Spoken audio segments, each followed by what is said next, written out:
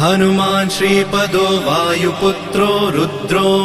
नघोजरः अमृत्यवीरवीरश्च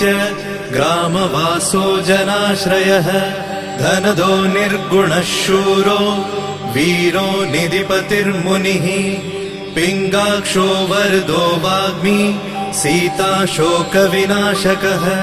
शिवः शर्वः परो व्यक्तो व्यक्ताव्यक्तो धराधरः पिङ्गकेशः पिङ्गरोमा श्रुतिगम्यः सनातनः अनादिर्भगवान् देवो विश्वहेतुर्जनाश्रयः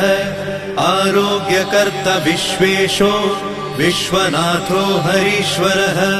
भर्गो रामो रामभक्तः कल्याणप्रकृतिस्थिरः